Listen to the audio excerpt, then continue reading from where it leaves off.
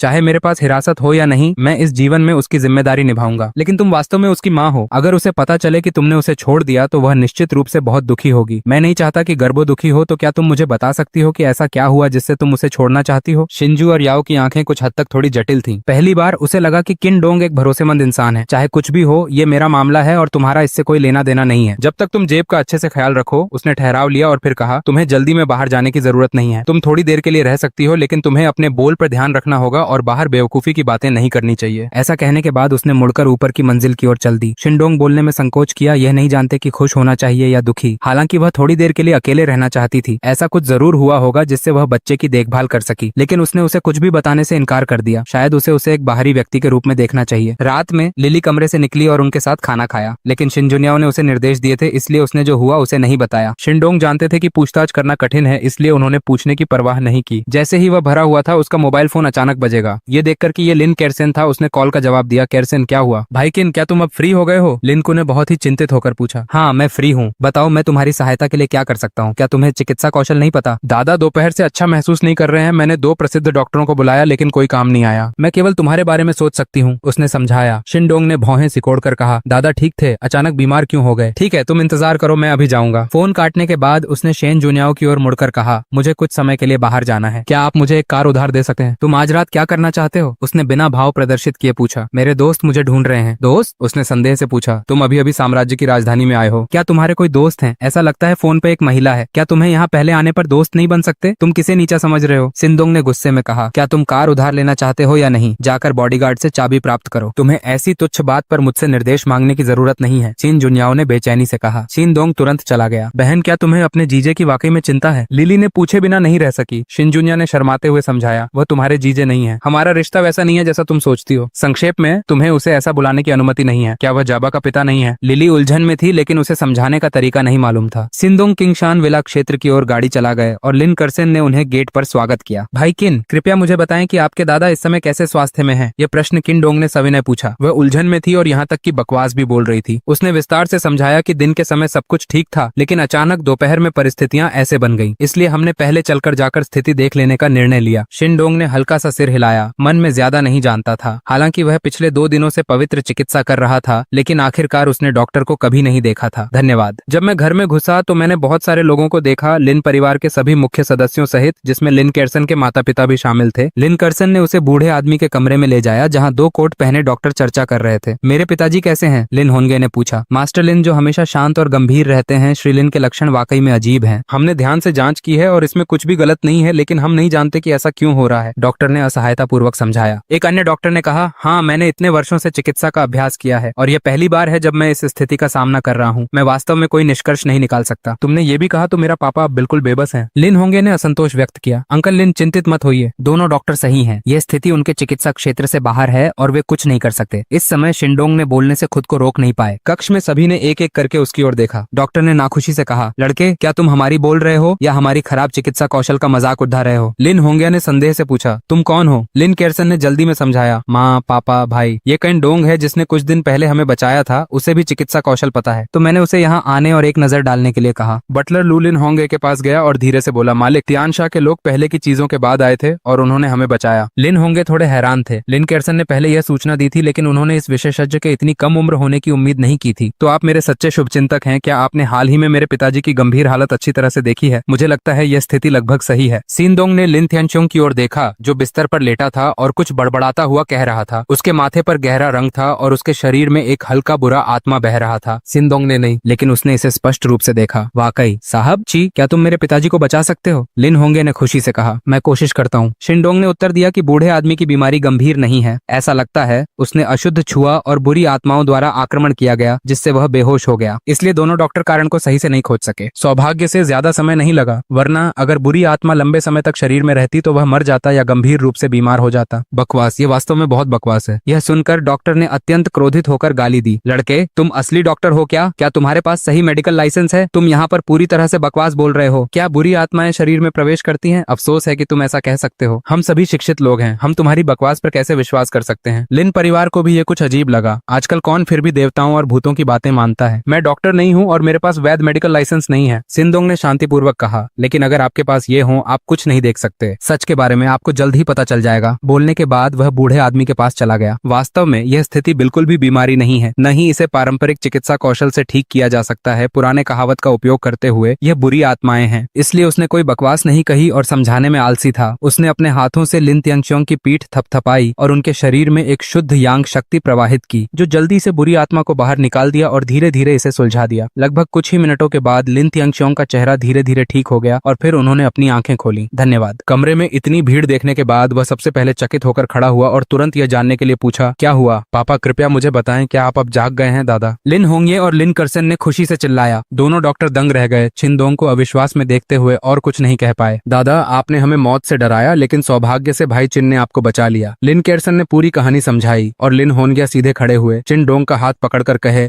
श्री शीन जी, आपकी बहादुरी के कारण आपने मेरे पापा को 2 बार उनकी जान बचाई है। इतना बड़ा उपकार, अगर भविष्य में कुछ भी हो तो लिन परिवार इसे अपने दिल में रखेगा। लिन परिवार निश्चित रूप से आपके साथ एक वसंत पानी के समान बदला लेगा। अध्याय 23 में भाई चिन बहुत शक्तिशाली हैं। लिन अंकल, आप वास्तव में बहुत ही विनम्र और आदरणीय व्यक्तित्व के धनी हैं। मैं एक जूनियर हूँ, मुझे मेरे नाम से बुलाएं। शिनडोंग ने हाथ हिलाया। मुझे शर्म आती है, मुझे वाकई शर्म आती है। दोनों डॉक्टर एक दूसरे को देखकर शर्मिंदा होकर कहे, मुझे उम्मीद नहीं थी कि हम अल्पदृष्टि और खराब प्रशिक्षण वाले हैं। मैं आशा करता हूँ कि आप मेरी अपमानजनक बातों को माफ कर देंगे। शिनडोंग खड़े होकर बोले, कोई बात नहीं, मैंने सिर्फ कहा कि यह बीमारी नहीं है। यह आपके डॉक्टरों के लिए वाकई में बहुत ही मुश्किल है। इसके बाद उसने लिन तियानशियोन की ओर मुड़कर कहा, तुमने इन 2 दिनों में कुछ गंदा छू लिया है, जैसे अज्ञात मूल की वस्तुएं या कुछ अस्वच्छ स्थान पर गए हो। लिन तियानशियोंग स्तब्ध रह गया और कुछ याद आया। उसने सभी से कहा, पहले बाहर जाओ, आप लोग यहाँ रह सकते हैं। जब सभी चले गए तो कमरे में केवल लिन किर्सन और उसके माता पिता, साथ ही बड़े भाई लिन हु ही बचे थे। बटलर लियू ने लिन तियानशियोंग की धीरे धीरे उठने में मदद की, कपाट की ओर गया और एक बॉक्स निकाला। अंदर एक पुरानी वस्तु थी जिस पर ड्रैगन ताबीज खुदी हुई थी। डोंग, मैं इसे पिछले 2 दिनों से अध्ययन कर रहा हूँ। मुझे लगता है कि इसका इससे कुछ लेना देना हो सकता है। डोंग चिन स्तब्ध रह गए। क्या आप इसे मुझे दिखा सकते हैं? लिन तियानशियाओ ने सिर हिलाया और इसे उसे सौंप दिया। डोंग चिन ने इसे लिया और ध्यान से देखा। जैसे ही उसे यह मिला, उसे बुराई की भावना हुई। ड्रैगन ताबीज से जीवंत ड्रैगन शरीर प्रकट हुआ, जिसकी भव्य आंखें लाल रोशनी उत्सर्जित कर बुरी शक्ति दर्शा रही थीं। इसमें वास्तव में बुराई की भावना है सर। ये क्या है और आप इसे कहां से लाए हैं? मैंने इसे कब्र लूटने वालों के एक समूह से खरीदने के लिए बहुत प्रयास किया। लिन तियानशियोंग ने हिचकिचाते हुए समझाया। उस रात तियानशिया के लोग केवल इस वस्तु के लिए मुझसे आए थे। अगर आपने समय रहते सही कदम नहीं उठाया होता तो मुझे डर है कि इसे वे लोग ले लेते। समझा, क्या ये चीज महत्वपूर्ण है? इसने दूसरों को इसे लूटने के लिए आकर्षित किया। डोंगकिन ने सिर हिलाया। खैर, मैंने अभी सुना कि कुनलुन ग्लेशियर के गहरे में एक प्राचीन देश का खंडहर है जो दूर की अवधि का है और यह ड्रैगन ताबीज खंडहरों की कुंजी है। धन्यवाद। लिन तियानशियोंग ने उत्तर दिया। कहा जाता है कि खंडहरों में गुप्त पुस्तकों में बहुत सारे खजाने हैं, इसलिए इसने कई लोगों को लूटने के लिए आकर्षित किया। पापा, आपने मुझे क्यों नहीं बताया कि ऐसी महत्वपूर्ण चीज को रखना न तो आशीर्वाद है और न शाप? लिन होनगए ने मुंह फड़ाकर कहा, हमारा लिन परिवार पैसे से वंचित नहीं है। इसे क्यों रखकर लोगों का ध्यान आकर्षित करना, और इससे आज रात आपको जहर भी हो गया। चुप रहो, मैं पैसे के लिए बहुत बूढ़ा हूँ। लिन तियानशियोंग ने गुस्से में कहा। लेकिन तुम सही हो, तियानचा को पहले से ही पता है कि ये चीज मेरे पास है। मुझे डर है कि इसे रखना परेशानी होगी। शिनडोंग ने कहा, चाचा, मैं आपकी मदद कर सकता हूँ बुरी आत्मा को साफ करने में, ताकि आपके शरीर को और नुकसान न पहुंचे कि इसे कैसे निपटाएं। मैं और सवाल नहीं करूंगा। आपकी मेहनत के लिए धन्यवाद। लिन तियानशियोंग ने आभारी कहा। उसने हल्के से सिर हिलाया। दरअसल ये बहुत सरल है। उसने जो आध्यात्मिक ऊर्जा विकसित की है वह शुद्ध और यांग है, जो केवल इन दुष्ट आत्माओं को रोकती है। कुछ समय बाद उसने इसे साफ कर लिन तियानशियोंग को लौटाया। इस दृश्य को देखकर लिन हु बिना सोचे शिनडोंग की प्रशंसा किए नहीं रह सका। मैं नहीं सोचता था कि आपके पास ऐसी कौशल है, यह वाकई प्रशंसनीय है। मैं आपके मित्र बनने का दृढ़ निश्चय करता हूँ। ओह, मैंने अब तक आपका परिचय नहीं कराया। लिन केरसन ने जल्दी से खुशी से कहा, भाई चिन, ये मेरे भाई लिन हु हैं। नमस्ते, आपसे मिलकर खुशी हुई। शिनडोंग ने मुस्कान के साथ उत्तर दिया। कुछ समय के अभिवादन के बाद जब वह जाने ही वाला था, लिन तियानशियोंग को अचानक कुछ याद आया। शिनडोंग, आप दवा में इतने प्रवीण हैं, क्या आप मेरी फिर से मदद कर सकते हैं और मेरे एक पुराने मित्र को देख सकते हैं? वह कई वर्षों से बिस्तर पर पड़ा है। मुझे डर है कि उसके पास अधिक समय नहीं बचे। भले ही उसका इलाज न हो सके, यह मेरा सर्वोत्तम इरादा है। बिल्कुल, जब भी आप कॉल करेंगे मैं वहां रहूंगा। उन्होंने आसानी से सहमति दी। आपकी सहायता के लिए धन्यवाद। फिर कल मैं आपके साथ चलकर देखता हूँ। लोंगू क्लब। पिछले 2 दिनों में दूसरे मालिक के अंतिम संस्कार को संभालने के बाद सभी दुहक में डूबे हुए थे। इस समय झाओ जिझोंग ने जमीन पर घुटना टेक लिया। ऊपर ड्रैगन टाइगर क्लब के बड़े पुरुषों को देखते हुए कांपते हुए कहा, अध्यक्ष झोंग, मामला मुझसे दोष नहीं लगाया जा सकता। मैं सिर्फ नाराज था कि शिनजुंजिया बहुत ज्यादा अत्याचार कर रही है, इसलिए मैंने दूसरे मालिक से मेरे लिए शांत रहने को कहा। लेकिन ये कौन सोच सकता था कि जोड़ा इतना साहसी था कि दूसरे मालिक ड्रैगन टाइगर क्लब का सदस्य था, फिर भी उन्होंने उसे मार डाला। आपने कहा कि शिंजू और याओ के आदमी ने दूसरे मालिक को मारा। एक 20 की उम्र का युवक दबंगई से पूछता है। ये व्यक्ति ड्रैगन टाइगर क्लब का युवा मालिक है, राष्ट्रपति झोंगकुन का एकमात्र बेटा। बिल्कुल, झाओ जिझोंग ने बार बार सिर हिलाया। पापा, मेरे मालिक की मौत व्यर्थ नहीं होनी चाहिए, जॉन कोहेन ने गुस्से में कहा। यहाँ तक कि 4 बड़े परिवारों को भी ड्रैगन टाइगर क्लब को कुछ चेहरा देना होगा। जिन जूनिया वर्तमान में प्रांत के बाहर के एक सफल और अनुभवी व्यापारी हैं, वह ऐसा करने की हिम्मत करती है क्योंकि वह अमीर है। मुझे इस मामले को संभालने दो। खैर, इसे अच्छी तरह से संभालना चाहिए, नहीं तो लोग सोचेंगे कि ड्रैगन टाइगर क्लब को परेशान करना आसान है। चेयरमैन झोंग ने गहरी आवाज में जोर से आदेश दिया। अगले दिन शिन जूनियर ने कंपनी न जाकर लिली के साथ घर पर रहने का निर्णय लिया ताकि वह उसे जरूरी सांत्वना प्रदान कर सके। डोंग चिन ने बहनों की पुनर्मिलन में बाधा नहीं डाली, अकेले ही लिन परिवार के पास चला गया और फिर लिन तियानशियोंग और लिन केरसेन दादा और पोते के साथ चला गया। शहर के उत्तर क्षेत्र में एक प्राचीन घर में रहस्य छिपा है। यह डुआन परिवार का पुराना घर है। चूंकि बुढ़ा गंभीर रूप से बीमार हो गया था, उसने पुराने घर में वापस आकर रहने का फैसला किया। हालांकि डुआन परिवार धनाढ़ कुलीन नहीं है, यह एक ऐसी मार्शल आर्ट्स का परिवार है जो पीढ़ियों से मार्शल आर्ट्स का अभ्यास कर रहा है, इसलिए इसे अत्यधिक सम्मान और आदर मिलता है और कोई इसे नीचा दिखाने की हिम्मत नहीं करता। अंकल लिन, आप यहाँ क्यों हैं? डुआन युआनशांग, डुआन परिवार के मुखिया और उनकी बेटी ने बाहर जाकर उन्हें गर्मजोशी से अभिवादन किया। कर्शन, लंबे समय से नहीं देखा, तुमने हाल ही में मुझे क्यों नहीं बुलाया? डुआन येचाओ खुश होकर आगे बढ़े और लिन केरसन को गले लगा लिया। दोनों ही अच्छी दोस्त हैं। युआनशांग, मैं आपके पिता से मिलने विशेष रूप से यहाँ आया हूँ। वह कैसे हैं? लिन टियानशेंग ने जवाब दिया। अंकल लिन, मैं कम से कम आशावादी होता जा रहा हूँ। मैंने सभी प्रसिद्ध डॉक्टरों से मिल लिया है, लेकिन आखिरकार ये कैंसर है और कोई कुछ नहीं कर सकता। दुआन युआनशान ने गहरी सांस ली। हाँ, बूढ़ा दुआन यह घातक बीमारी कैसे पकड़ सकता था? ये नियति है। लिन टियानशियोंग ने आगे कहा, मैं इस बार यहाँ किन डोंग से पूछने आया हूँ कि क्या कोई रास्ता है। मैं इसे सिर्फ अंतिम प्रयास के रूप में मान लूंगा। ओह,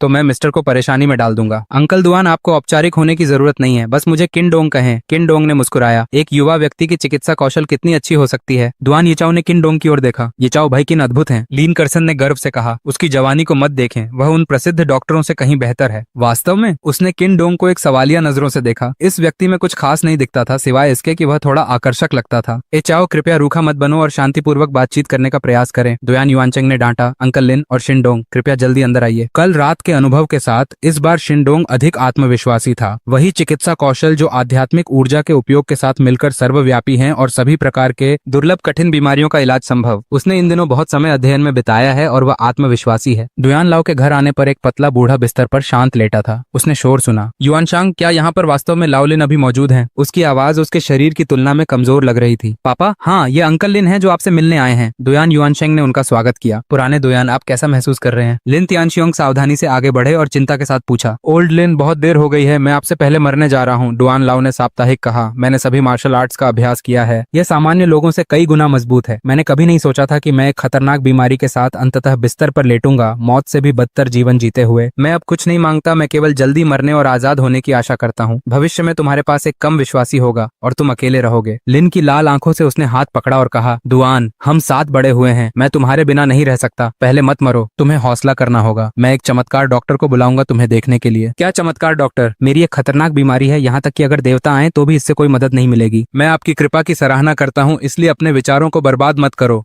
उसने कड़वी आवाज में कहा। पापा, सभी यहाँ हैं, पहले चलें देखें। हालांकि दुआन युआनचेंग की उम्मीद ज्यादा नहीं थी, वह लिन टियानशियोन को निराश नहीं कर सकता था। पिछले 2 वर्षों में उसने हर तरह के चमत्कार डॉक्टर देखे हैं, लेकिन खतरनाक बीमारियों का सामना करते समय वे सभी निस्सहाय हैं। इस मामले में मुझे तुम्हें परेशान करना होगा युवा मित्र। पुराने दुआन ने उसके बगल में खीन डोंग की ओर देखा और मजबूर होकर मुस्कुराया। सीन डोंग ने बिना कुछ कहे सिर हिलाया, कुर्सी खींचकर बैठा, नाड़ी महसूस की, आंखें बंद की और शरीर की स्थिति अनुभव की। कुछ ही देर में उसके भौहें सिकुड़ गईं और फिर उसने अपना हाथ वापस खींच लिया। आदान, आपकी स्थिति इस समय कैसी है? उसके कुरूप चेहरे को देखकर लिन तियानशियोंग ने चिंता में कहा। खैर, ईमानदारी से कहूं तो सर, यह मेरी राय है। देवन की हालत वास्तव में बहुत अच्छा नहीं है और वह 1 हफ्ते भी जी नहीं सकता शिनडोंग की तरफ। क्या 1 हफ्ते से कम? दुआन युआनकिंग का दिल कसने लगा। दुआन इचियो ने गुस्से में कहा, कुशिन, मैंने तुम्हें बताया था कि वह पर्याप्त अच्छा नहीं है। तुमने उसकी इतनी प्रशंसा की। अगर वह पर्याप्त अच्छा नहीं है तो वह पर्याप्त अच्छा नहीं है। तुमने मेरे दादा को अश्लीलता पूर्वक अभिशाप दिया कि वह हफ्ता से ज्यादा नहीं रहेगा। तुम स्पष्ट रूप से झूठे हो। इचियो, बकवास करना बंद करो। दुआन युआनचेंग ने आप पर डांटते हुए कहा, आपके दादा की हालत आशाजनक नहीं है। शिन डॉन ने दुआन येचाओ को देखा और असंतोषजनक तरीके से कहा, मैंने आपसे झूठ नहीं बोलना चाहता था, इसलिए मैंने आपको सच्चाई बताई। इसके अलावा मैंने अभी कहा था कि इस स्थिति में सर हमें सावधानी बरतनी चाहिए। दुआन 1 हफ्ते से अधिक नहीं टिकेगा, ऐसा नहीं कि मैं उसे बचा नहीं सकता। इसे सुनकर हर कोई स्तब्ध रह गया। लिन तियानशियोंग ने चिंतित होकर कहा, अडोंग, आप क्या कह रहे हैं? क्या आप पुराने दुआन को ठीक कर सकते हैं? हाँ और नहीं, शिनडोंग ने समझाया। पुराने दुआन गंभीर बीमारी से पीड़ित हैं और इसका कोई इलाज नहीं है। पूर्णतया ठीक होना असंभव है, लेकिन मैं इसका उपचार कर सकता हूँ। रोग के विकास विकास को नियंत्रित कर सकता हूँ, शरीर में सुधार और प्रतिरोध क्षमता बढ़ा सकता हूँ। ऐसी स्थिति में पुराने दुआन के लिए कुछ और साल जीना कोई समस्या नहीं होनी चाहिए। दुआन युआन किंग की आंखों में चमक आ गई और उसने उत्साह पूर्वक उसके हाथ में पकड़कर कहा, छोटे भाई, क्या आप गंभीर हैं? आप मेरे पिता की उम्र बढ़ा सकते हैं? लिन तियानशियोंग ने कहा, हालांकि इसे ठीक नहीं किया जा सकता। ये भी एक उत्तम समाधान है अडान। तब आपको पुराने दुआन को बचाने की मेहनत करनी होगी। पुराने दुआन ने अचानक कहा, मेरे दोस्त, अगर तुम इस बिस्तर पर ही पड़े रहोगे तो कुछ साल और जीने का क्या मतलब? ये सिर्फ और अधिक यातना है। चिंता मत करो बुजुर्ग दुआन, मैं पूरी कोशिश करूंगा कि तुम्हारा शरीर वापस ठीक कर दूं और तुम बिस्तर से उठ सकते हो और एक सामान्य व्यक्ति की तरह जी सकते हो। शिनडोंग ने उत्तर दिया, पर अब तुम्हें मार्शल आर्ट्स का अभ्यास नहीं करना चाहिए। आराम और भावनात्मक उतार चढ़ाव पर ध्यान दो। सच में? जब बुजुर्ग दुआन ने मृत आंखें सुनी, अनंत जीवन शक्ति भी उमड़ आई। अध्याय 25। क्या तुम जलन हो? मुझे मूर्ख बनाने की हिम्मत कैसे करते हो? किड चिंगडोंग ने कहा, 3 दिन दे, जल्दी औषधि बनाकर लौटूंगा। छोटे भाई कृपया, जब मेरे पिता ठीक हो जाएंगे तो दुआन परिवार निश्चित रूप से उन्हें बखूबी इनाम देगा। दुआन युआन शांग ने फिर से शिनडोंग का हाथ कसकर पकड़ा। उसने पहले ही आशा छोड़ दी थी, लेकिन उसे उम्मीद नहीं थी कि शिनडोंग वास्तव में उसे चकित कर देगा। वह दुआनिचा थोड़ा शर्मिंदा होकर आगे बढ़े और कहा, मुझे माफ करें, मेरा रवैया अभी अच्छा नहीं था और मैंने कई आपत्तिजनक शब्द कहे। कृपया इसे दिल पर मत लें। यह तो बस इतना है कि दादा ने कई तथाकथित चमत्कारी डॉक्टरों को देखा है और मैं सुन्न हूँ। लिन केरसेन ने उनके बगल में गर्व से कहा, तुम क्या सोचते हो? मैंने तुमसे कहा था कि भाई किन बहुत शक्तिशाली हैं, फिर भी तुम उन पर विश्वास नहीं करते। शिनडोंग ने मुस्कुराया और स्वाभाविक रूप से वह किसी लड़की के साथ परेशान नहीं होते थे। सुंदर लड़की की तो बात ही छोड़ो। उन्होंने उदारता से हाथ हिलाते हुए कहा, कोई बात नहीं, मैं समझता हूँ। दुआन परिवार को छोड़ने के बाद कंडोंग ने लिन तियानशियोंग और अन्य को अलविदा कहा और सीधे घर चले गए। लेकिन वह इस समय उस आदमी के पास नहीं लौटे, बल्कि किराए के घर गए, क्योंकि उन्हें दवा बनाने की जरूरत थी और कंडोंग आखिरकार दूसरों पर असर नहीं डालना चाहते थे। दवा की खुशबू बहुत तीव्र थी, इसलिए अगले कुछ दिनों में वह घर के अंदर रहा और बार बार घर पर दवा तैयार करता रहा। 6 या 7 असफल प्रयासों के बाद वह अंततः गोली तैयार करने में सफल रहा। सभी औषधीय सामग्रियों का उपयोग करने के बाद उसने कुल 30 पेय युआन गोलियां तैयार की। उसने खुद एक गोलियां आजमाई और उसे निगलने के तुरंत बाद उसने गर्मी का अनुभव किया और फिर यह उसके शरीर के हर अंग में फैल गई। ये अफसोस की बात है कि वहां स्पिरिट ट्राइपॉड नहीं है और इसका प्रभाव शास्त्रों के रिकॉर्ड से काफी अलग है। शिनडोंग को इस समय थोड़ा पछतावा महसूस हो रहा था। वर्तमान में वह केवल आधुनिक रसोई के बर्तनों का उपयोग करके उबाल सकता था और परिणाम बहुत खराब था। धन्यवाद। भले ही पवित्र अग्नि का उपयोग किया जाए, दवा की प्रभावशीलता 70% तक काम कर सकती है लेकिन उसकी वर्तमान साधना पवित्र अग्नि का उपयोग करने के लिए पर्याप्त नहीं थी। लेकिन ये औषधीय प्रभाव मिस्टर डुआन को कुछ और साल जीने के लिए पर्याप्त है। ऐसा सोचकर जिनडोंग को अचानक एक विचार आया और उसके मुंह के कोने पर धीरे धीरे मुस्कान आ गई। अचानक मोबाइल फोन बजा और वह नंबर देखकर थोड़ा आश्चर्यचकित हुआ। शिन जुन्याओ, अरे मैं तुम्हें पिछले कुछ दिनों से नहीं देख पा रहा हूँ। क्या तुम मेरे बिना मुझे सच में अब मिस नहीं करोगी? उसने निसंकोच मुस्कान दी। क्या तुमने जियाबाओ से वादा किया था कि सप्ताहांत पर उसे बाहर खेलने ले जाओगी? शिन जुन्याओ ने कहा, कोली, मैं तुम्हें कुछ दिनों से नहीं देख रही हूँ। अब वह बार बार पूछ रही है कि तुम कहाँ हो और वह दुखी है इसलिए रो रही है। क्या आज सप्ताहांत है? शिनडोंग ने अपना माथा थपथपाया और कहा, माफ करना, मैं व्यस्त था इसलिए मैं भूल गया। मैं जल्द ही वापस आ जाऊंगा। फोन काटने के बाद वह जल्दी से बाहर चला गया। सौभाग्य से हमारा अच्छा अपार्टमेंट हवेली से दूर नहीं है। वह 10 मिनट से अधिक चलाकर वहां पहुंचा। घर के दरवाजे पर पहुंचते ही उसने जेबाओ को रोते सुना। पापा धोखेबाज हैं, अब पसंद नहीं। जबो जबो मेरे प्यारे पापा वापस आ गए। शिनडोंग इतना डरा हुआ था कि वह दौड़कर उसके आंसू पोंछे और कहा, रो मत, पापा वापस आ गए हैं, चलो अब बाहर चलते हैं। पापा, आप कहाँ थे? मुझे लगा तुम वापस नहीं आओगे, उसने दुखी होकर कहा। ऐसा कैसे हो सकता है? पापा निश्चित रूप से वही करेंगे जो उन्होंने आपसे वादा किया था। शेन झुंझाओ ने आंखें घुमाई और ठंडे स्वभाव कहा, तुम्हें ऐसा कहने की हिम्मत अभी भी है। अगर मैंने नहीं बुलाया होता तुम भूल जाते। ऐसी बातें मत कहो जो तुम नहीं कर सकते। निश्चित ही अब जब तुम्हारे पास कुछ पैसे हैं, तुम्हारी बुरी प्रवृत्ति सामने आ गई है। बाहर पैसे खर्च करना मजेदार होता है ना? जाहिर है शिनजुन योल को विश्वास था कि वह किसी औरत को ढूंढने बाहर गया था। आखिरकार आदमी के पास कितना पैसा है ये मायने नहीं रखता। मुझे गलत तरीके से आरोपित मत करो। मैं काम में व्यस्त हूँ और यह जीवन और मृत्यु का मामला है। शिनडोंग ने सोचा और मजाक में कहा, मैं बाहर पैसा खर्च कर रहा हूँ, क्या तुम जलन कर रही हो? अध्याय 26 में शेन जुन्याओ ने घृणा से छिनडोंग को घूरते हुए पूछा, क्या तुम्हें लगता है कि तुम हास्यप्रद हो? भविष्य में मेरे सामने इस प्रकार के निम्न स्तरीय मजाक का उल्लेख मत करना। छिनडोंग चुप पड़ गए। इस महिला की उपस्थिति अच्छी है, लेकिन वह बहुत गैर रोमांटिक और रोबोट की तरह ठंडी है। लीली हंसी रोक नहीं सकी। बड़ी बहन, तुम अब भी पहले जैसी हो, तीखी जुबान और निर्दयी। शिनडोंग ने अजीब तरीके से विषय बदला और कहा, लीली, तुम यहाँ आना शायद ही तुमसे होता है। तुम जाब्बा के साथ खेल के मैदान क्यों नहीं जाती? मैं देखता हूँ कि तुम मूड खराब हो, तो चलो वहाँ जाकर ऊब दूर कर लें। तुम क्या सोचती हो? जुब्बो ने बहुत जल्दी से कहा, मम्मी और आंटी साथ चलो। मैं लंबे समय से बाहर खेलने के लिए कहीं नहीं गया हूँ। देखो, जेबो ने पहले ही सारे प्रश्न बिना समस्या पूछ लिया है, तुम कैसे मना कर सकती हो? शेन जुनिया ने उस पर क्रूरता से चिल्लाया। उन्हें वास्तव में दिल नहीं था कि वे खेलें। शिन परिवार में दर्जनों लोगों की दुखद हत्या 2 बहनों के दिलों पर एक विशाल पत्थर दबा रही थी। लेकिन अपनी बेटी की उम्मीद भरी और प्यारी आंखों को देखकर शिन जुनियाओ ने आखिरकार सिर हिलाया। उसने किसी भी कीमत पर बदला लेने का फैसला कर लिया है, चाहे वह अंतहीन रास्ता ही क्यों न हो। शायद वह समय जो वह अपनी बेटी के साथ बिता रही है, गिनती शुरू हो गई है। इसलिए शिनडोंग ने उन्हें सीधे खेल के मैदान में ले जाया और लिन किर्सन को एक संदेश भेजा जिसमें उसने कहा कि वह शाम को D1 के घर जाएगा। जब वे मनोरंजन पार्क में पहुंचे तो वे अपेक्षाकृत जल्दी थे और उन्हें कतार में खड़ा नहीं होना पड़ा। डोंगचिन ने जाबाओ के साथ कई खेल खेलने और रोलर कोस्टर सवारी करने में उनका साथ दिया। उन्होंने बहुत अच्छा समय बिताया और पिता पुत्री के समय का आनंद लिया। थककर खेलने के बाद डोंगचिन ने जानबूझकर लिली को भेज दिया और उनसे कहा कि वे जेब को लॉन पर खेलने ले जाएं। धन्यवाद। फिर उसने एक पानी की बोतल उठाई और शिन जुनियाओ के पास बैठा उसे देकर कहा, कुछ पानी पी लो। शिन जुनियाओ ने बिना भाव दिखाए उसे देखा, लेकिन फिर भी इसे लेने के लिए हाथ बढ़ाया। तुम पिछले 2 दिनों से चिंतित रहे हो। मुझे पता है कि तुमने कुछ कठिनाइयों का सामना किया होगा। शिनडोंग ने कहा, तुम्हारे आर्थिक संसाधनों के साथ ये पैसे का मामला नहीं होना चाहिए। मैं वास्तव में जिज्ञासु हूँ, आपके लिए क्या कठिन हो सकता है? क्या आप मुझे बता सकते हैं? जाबो के लिए शायद मैं आपकी मदद कर सकूं। शिन जुनियोल ने इस अजीब लेकिन परिचित व्यक्ति को देखा और अचानक उसका दिल गर्म हो गया। फिर भी उसने ठंडा कहकर कहा, तुम्हें मेरी मामलों की चिंता नहीं है। जब तक तुम जाबो का अच्छी तरह से ख्याल रखोगे तुम मेरी सबसे ज्यादा मदद करोगे। तुम अभी भी मुझे बताना नहीं चाहते? डोंग ने निराश होकर पूछा, क्या तुम मेरा उपेक्षा करते हो? सोचते हो मैं तुम्हारी मदद नहीं कर सकता या मुझे बाहरी समझते हो? तुम जो भी सोचते हो। उसने अपना सिर घुमाया और किनारे देखा। वास्तव में वह सिर्फ कहिन डोंग को शामिल नहीं करना चाहती थी। अगर उसके साथ कुछ हुआ तो जाबो के पास अभी भी एक रिश्तेदार था जो उसे पालने और संरक्षित करने के लिए था, अन्यथा उसे कभी भी मानसिक शांति नहीं मिलती। हालांकि कंडोंग बहुत कुशल था और ड्रैगन और टाइगर सोसाइटी के दूसरे मालिक को आसानी से मार सकता था। जिन्होंने शिन परिवार को नष्ट किया, उसे छोड़कर महान साम्राज्य राजधानी में लोग उस व्यक्ति को चिढ़ाने की हिम्मत करते थे कंडोंग की तरफ से चुपचाप। वह उसके लिए कुछ नहीं कर सकता था। पूछते रहना बेकार था। जुनियाओ, क्या यह वास्तविकता में एक अद्भुत संयोग है कि तुम इस महत्वपूर्ण समय पर यहाँ कैसे आकर मौजूद हुए हो? इस समय धन्यवाद। दोनों ने देखा और वांग मिंगहुई और कई युवा पुरुष और महिलाएं एक साथ चलते हुए देखे। वास्तव में शिन परिवार ने वांग मिंगहुई को जासूस बनाया था। यह जानकर कि वह आज जियाबाओ के साथ मनोरंजन पार्क गई थी, वे विशेष रूप से यहाँ आए। संयोगी मुलाकात पैदा करने के लिए उन्होंने कुछ दोस्तों को भी बुलाया, जो दर्शाता है कि वे शिंजू जूनियर की कितनी परवाह करते हैं। शिन जुनियाओ ने भौहें सिकोड़ लीं, लेकिन उन्होंने शिष्टाचार के तौर पर खड़े होकर उनका स्वागत किया। वांग शाओ, क्या संयोग है कि आप भी मनोरंजन पार्क आई? ये सप्ताहांत है, मेरे पास करने के लिए कुछ नहीं है, इसलिए मैं आराम और मजे के लिए दोस्तों के साथ बाहर आई हूँ। वांग मिंगहुई ने हंसकर कहा, तुम अभी नहीं जानती, मेरे परिवार को इस पार्क में हिस्सेदारी है। मैंने जेबो के लिए आजीवन VIP कार्ड लिया था। सोचा ऐसा ही हुआ कि मैं तुमसे मिली, इसलिए मैं इसे तुम्हें दूंगा। चाय पर बैठे हुए अनदेखा किए गए शिनडोंग ने हल्की सी भौहें की। वह पुरुष के रूप में वांग मिंगहुई की शिन जुनियाओ के प्रति भावनाओं को महसूस कर रहा था और अजीब तरह से नाखुश था। आखिरकार शिन जुनियाओ उसके बच्चे की मां थी और वह भी वह महिला थी जिन्हें उसने चुना था। वह स्वाभाविक रूप से नाखुश था कि उसका शिकार निशाना बनाया जा रहा था, विशेष रूप से क्योंकि वांग मिंगहुई काफी प्रतिष्ठित प्रतीत हो रहे थे, जिससे उन पर बहुत दबाव महसूस हो रहा था। हालांकि शिन जुनियाओ को उनमें रुचि नहीं दिखाई दी और उन्होंने विनम्रता से अस्वीकार किया। धन्यवाद मिस्टर। धन्यवाद वांग, लेकिन तुम भी जानते हो कि मेरे पास जेबा के साथ खेलने का समय नहीं है और मुझे ये कार्ड देना बेकार है। तुम इसे किसी ऐसे व्यक्ति को देना चाहिए जिसे इसकी अधिक आवश्यकता है। जुनियाओ, इसे स्वीकार कर लो, ये केवल एक छोटा सा विचार है। इतनी औपचारिक क्यों? वांग मिंगहुई ने उत्तर दिया, हम इतने लंबे समय से एक दूसरे को जानते हैं और तुम हमेशा मुझसे इतने दूर रहते हो। थोड़ा दूर रहना ही बेहतर है। किंगडोंग अचानक खड़ी होकर बोली, एक माँ के नाते जुनियाओ को स्वाभाविक रूप से अन्य पुरुषों से दूरी बनाए रखनी होती है। वांग भाई ही हैं जो सीमाओं को नहीं जानते। तुम्हें अपने विचार वापस लेने चाहिए, हमें इसकी जरूरत नहीं है। तुम कौन हो? तुम्हें ऐसा बोलने की हिम्मत कैसे हुई? वांग मिंगहुई के आसपास के साथी तुरंत किंगडोंग को जोरदार नजरों से घूरने लगे। वांग मिंगहुई का चेहरा भी गहरा हो गया। उसने पिछले कुछ दिनों में चिंदोंग के बारे में कुछ जानकारी प्राप्त की थी। वह वास्तव में जाबा का जैविक पिता था और साउथ सिटी में एक छोटी कंपनी का निदेशक था। उनकी वर्ग की नजर में ये पहचान सड़क पर भीख मांगने वाले से अलग नहीं थी, इसलिए वह समझ नहीं पा रहा था कि शिन जुनियाओ ने ऐसे व्यक्तित्व वाले के साथ बच्चा क्यों बनाया। जरूर कोई छिपा कारण होगा। तुम कौन हो? मैं ये बात तुमसे स्पष्ट रूप से नहीं कह रहा हूँ। क्या तुम मेरी बात को पूरी तरह से समझते हो? उनकी तीव्र नजरों का सामना करते हुए चिंदोंग ने उपेक्षा की। उसने जो आभा विकीर्ण की उसे महसूस करते हुए शिन जुनियाओ थोड़ा स्तब्ध हो गया और यहाँ तक कि एक अज्ञात सुरक्षा की भावना भी हुई। वांग मिंगहुई ने गर्व से कहा, शिनडोंग, तुम खुद को बहुत गंभीर लेते हो। चूंकि तुम जाबा के पिता हो, मैं हिचकिचाकर तुम्हें कुछ इज्जत दूंगा, लेकिन अगर तुम लज्जाहीन होना नहीं जानते तो यह मूर्खता है। तुम्हें यह जानना होगा कि तुम किससे बात कर रहे हो। हाँ, तुम्हें अपनी पहचान भी जाननी होगी। शिनडोंग ने अनिच्छा से कहा, जूनियाओ मेरी महिला, मेरी बेटी की माँ है। अपने सभी विचारों को तुरंत ही हटाओ। यह वास्तव में पूरी तरह बेवकूफी ही है, समझे? तुम अभी क्या बात कह रहे हो? वांग मिंगहुई बहुत क्रुद्ध हो गया है। हाँ, हम सभी मनुष्य हैं, क्या हमें इसे जोर से ही कहना बेहतर होगा? शिनडोंग ने तिरस्कारपूर्ण मुंह बनाया। यह बहुत दर्दनाक है। धत तेरे को, तुम कौन हो? वांग मिंगहुई के बगल में मौजूद सेवक इस तरह अपने मालिक को चुनौती देते देखकर कैसे सहन कर सकता है? उसने किंगडोंग की ओर इशारा किया और अपने शब्द पूरे नहीं किए, लेकिन उसे अचानक थप्पड़ मारा। हाँ, यहाँ से निकल जाओ, अब तुम्हारी बारी है बोलने की। लड़के को शिनडोंग ने जमीन पर मार गिराया। उसके मुंह के कोने से खून बह रहा था। वह बहुत ही शर्मनाक स्थिति में था। सभी स्तब्ध थे। उन्होंने ये उम्मीद नहीं की थी कि किंगडोंग एक मतभेद पर लड़ाई शुरू करेंगे। वह कौन था? वांग परिवार के वारिस के सामने इतना घमंडी होने का साहस कैसे करता है? यह सम्राट के राजधानी के 4 प्रमुख परिवारों में से एक है। तुम मरोगे, मैं तुम्हें बताऊंगा इस थप्पड़ के परिणाम क्या होंगे। लड़के ने अपना चेहरा छुपाया और शर्म और गुस्से में किंगडोंग की ओर इशारा किया। अगर तुम फिर मुझ पर इशारा करने की हिम्मत करते हो तो तुम्हें यह हाथ नहीं मिलेगा। शिनडोंग ने गहरी आवाज में कहा, मैं तुमसे मजाक नहीं कर रहा हूँ। कहानी के अध्याय 27 में साले की गहरी फुफकार। कुछ लोगों ने डर से कंपकपी कर ठंडी सांसें लीं, प्रभुत्वपूर्ण शिनडोंग को ध्यानपूर्वक देखते हुए अनजाने में गहरा भय महसूस कर रहे थे। ये बंदा छोटे से स्थान का बकवास इतनी घमंडी कैसे हो सकता है? क्या ये इसलिए है कि शिन जुनियाओ उसकी रक्षा करती है? लेकिन शिन जुनियाओ ने अपनी रक्षा करने की इच्छा जताई नहीं। वांग मिंगहुई का चेहरा भी असहनीय था और उसने उदासीन होकर कहा, क्या तुम इस छोटे शहर के लड़के को लापरवाही से घमंड करते रहने दोगे? शिन जुनियाओ ने हिम्मत जुटाई और बोलने लगी, लेकिन शिनडोंग ने उसे बाधित किया। पुरुषों के मामलों में महिलाओं को पूछने की जरूरत नहीं है। अगर तुम आगे बढ़ना और पीछे हटना नहीं जानती तो तुम कभी भी मुझसे संपर्क कर सकती हो। थप्पड़। कई लोग उस क्षण हल्का सा कांप उठे और वांग मिंगहुई के होंठ 2 बार कंपित होकर कंपते दिखे। यह बंदा जो कि प्रसिद्ध वांग शियाओ हैं, उनसे इतनी कठोरता से बोलने की हिम्मत आखिर कहां से जुटाता है? अच्छा ठीक है, जैसा तुमने कहा देखते हैं। वांग मिंगहुई इतने गुस्से में थे कि वे चले गए। आज के लिए मैं तुम्हें परेशान नहीं करूंगा, लेकिन मैं आज तुमने जो कहा उसे याद रखूंगा। चलो चलते हैं। ऐसा कहने के बाद उसने अपने लोगों को दूर ले गया। शिनडोंग ने शांतिपूर्वक फुलझाड़ी किया, जाहिर तौर पर इसे दिल पर नहीं लिया। शिन जुनियाओ ने माथा घुमाया और ठंडे स्वर में कहा, तुम क्या कर रहे हो? क्या तुम्हें नहीं लगता कि तुम बहुत ज्यादा पलथर हो? पलथर? शिनडोंग ने नाखुशी से कहा, वे सिर्फ वे लोग हैं जो दूसरों पर दबंगई कर सकते हैं। मुझे लगता है मैं बहुत शालीन हूँ। शिनडोन, मैं गंभीरता से तुम्हें याद दिलाता हूँ, साम्राज्य की राजधानी नानचांग नहीं है। कई लोग नाराज करने लायक नहीं है। चाहे तुम कितने भी शक्तिशाली क्यों न हो, यह समाज शक्ति और स्थिति के बारे में है। उसने गंभीरता से कहा, मुट्ठी पर निर्भर मत करो। यदि तुम ऐसी सरल सच्चाई नहीं समझोगे तो तुम जल्दी ही या देर से दुखी हो जाओगे। मैं तुम्हारे प्रति जियाबाओ पर कैसे भरोसा कर सकता हूँ? शायद यही तुम्हारी सोच है। शिनडोंग ने मजाक में कहा कि जब कोई व्यक्ति तथाकथित शक्ति और स्थिति का सामना करता है, मुट्ठियां सबसे विश्वसनीय चीज हैं। तुम सुन जुनिया उस पर गुस्सा होने ही वाला था। ये गाय से बात करने जैसा था, भोला और मूर्ख। पूरे दिन जब्बा के साथ खेलने के बाद शिनडोंग शाम को उन्हें हवेली भेजते समय गाड़ी से नहीं उतरे। मुझे बाहर जाने के लिए कुछ आवश्यक चीजें हैं, तुम पहले बिना मेरा इंतजार किए खा सकते हो। लिली ने भ्रम में पूछा, जीजा तुम कई दिनों से घर नहीं आए हो, तुम फिर से बिना किसी स्पष्ट कारण के बाहर क्यों जा रहे हो? लिली, तुम उसे किस नाम से संबोधित करती हो? शेन जुनियाओ ने ठंडे स्वर में कहा। लिली ने अपनी गलती समझी और जल्दी से सुधारते हुए बोली, शीन, भाई शीन। ठीक है लिली, मैं तुम्हें जल्द ही तुम्हारे शब्द बदलने पर मजबूर कर दूंगा। जब्बा, तुम्हारे पापा कल पूरे परिवार के साथ तुम्हारे घर पे रहने आएंगे, जल्दी सो जाओ। इसके बाद उसने एक्सेलरेटर तेजी से दबाया और चला गया। शिंजू और या का चेहरा पीला पड़ गया और उसने गुस्से में कहा, ये लड़का हर दिन बाहर क्या कर रहा है? बहन, क्या तुम सच में उसकी चिंता करने के लिए परेशान हो? लिली ने पूरी तरह से पूछा, तुमने अभी सुना था ना? मुझे लगता है कि भाई चिन का तुमसे वह इरादा है और उसने मुझे साले को भाई कहने के लिए कहा। शिन झुंझिया ने उस पर चिल्लाया, ये इस जीवन में कभी नहीं होगा। तुम्हारी बहन को एक आदमी की जरूरत नहीं है, क्योंकि वही सबसे अविश्वसनीय चीज है। जब चिन डोंग दुआन के घर दौड़े, लिन तियानशियोंग और लिन करसेन, दादा और पोते और दुआन परिवार के सभी लोग उन्हें आते देख लंबे समय से इंतजार कर रहे थे। उन्होंने तुरंत गर्मजोशी से उनका स्वागत किया। अडोंग, तुम आखिरकार हमारे बीच यहाँ हो। इन दिनों तुम्हारी कोई भी खबर नहीं आई है और यहाँ सभी लोग चिंतित हैं। लिन तियानशियोंग आगे बढ़कर बोले। छिनडोंग ने कड़वी मुस्कान के साथ कहा, मुझे आपको लंबे समय तक इंतजार कराने के लिए खेद है। हालांकि मुझे इस विशेष दवा को विकसित करने में कुछ महत्वपूर्ण समय लगेगा, इसलिए हमें बिना किसी देरी किए इसमें तुरंत आगे बढ़ना चाहिए। ठीक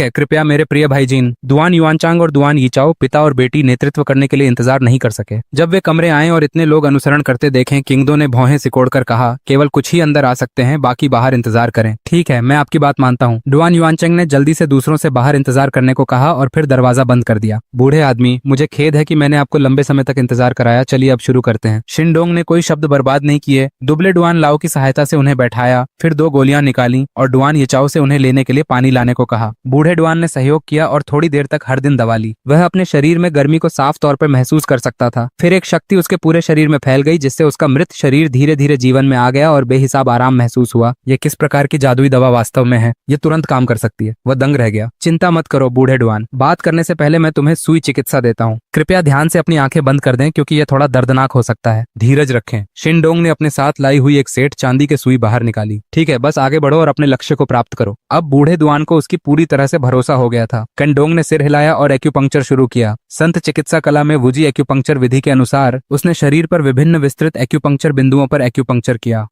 जब चांदी की सुई शरीर में घुसी तो बूढ़े दुआन दर्द में कराह उठे। जब कंडोंग ने सुई पूरी तरह डाल दी, वह पहले ही दर्द में पसीने में डूब रहे थे। शिनडोंग जी, कृपया आप विस्तार से समझाएं कि यह किस प्रकार की एक्यूपंक्चर तकनीक है। मेरे दादाजी बहुत दर्द में हैं। क्या इस उपचार से वे ठीक हो जाएंगे? दुआन यीचाओ ने अत्यंत चिंतित होकर सभी को निवेदन किया कि कृपया चुप रहें, यदि समझ नहीं आता तो बात न करें। शिनडोंग ने सीधे उसकी ओर घूरा। पिछली बार जब वह यहाँ आई थी उसने उससे सवाल किया था, अब वह उसके प्रति शिष्ट क्यों रहे? दुआन यीशिया ने गुस्से से उससे चिल्लाया, लेकिन उसके बगल में दुआन युआनचेंग ने भी उससे चिल्लाया, बकवास मत करो नहीं तो बाहर निकल जाओ ताकि भाईकन को कोई प्रभाव न पड़े। पापा आप। उसे निराश होकर चुप रहना पड़ा, लेकिन उसे बहुत ठगा महसूस हुआ। जब से वह बच्ची थी उसके माता पिता उसके साथ कभी कठोर नहीं थे, और यहाँ तक कि कुलीन परिवारों के बच्चे भी उसके सामने बिना सोचे समझे व्यवहार करने की हिम्मत नहीं करते थे। सिंदोंग ने वास्तव में सार्वजनिक रूप से उससे चुप रहने को कहा और उसके पिता ने उसकी मदद की। वह बहुत क्रोधित था। कौन? इस समय सांत्वना ने सांस ली, आंखें खोली और कहा, आरामदायक और भी आरामदायक। मुझे ऐसा आराम नहीं हुआ। मेरे प्यारे छोटे भाई, तुम सचमुच एक चमत्कारी डॉक्टर हो। मैं इतने सालों से बिस्तर पर पड़ा रहा हूँ और अब मुझे पता है कि मैं अभी भी जीवित हूँ। पापा, दुआन युआनशांग ने उत्साह से कहा। शिनडोंग ने हल्की मुस्कान के साथ कहा, यह अच्छा है। अभी का अमृत आपके जीवन शक्ति को स्थिर करने और आपके शरीर में क्षतिग्रस्त अंगों की मरम्मत करने के लिए है। एक्यूपंक्चर के साथ मिलाकर विषैले गैस को बाहर निकालने के लिए आपका शरीर धीरे धीरे बेहतर होगा, लेकिन आखिरकार यह एक घातक बीमारी है बूढ़े आदमी, मैं और यही कर सकता हूँ। बस बस। पुराने दुआन ने कृतज्ञता जताई कि वह कुछ और साल शांति से जी सकेंगे। दुआन मुओनशांग ने उत्साह से किनडोंग के सामने घुटने टेकते कहा, दिव्य डॉक्टर, मेरे पिता को बचाने के लिए धन्यवाद। दुआन परिवार इस दयालु व्यक्ति को कभी भी नहीं भूलेंगे। पुराने दुआन, आपने मुझे फिर से एक बड़ा उपकार किया है। जल्दी ठीक हो जाओ और हम दोनों पुराने हड्डियां अभी भी खुशी से पी सकें और बात कर सकें,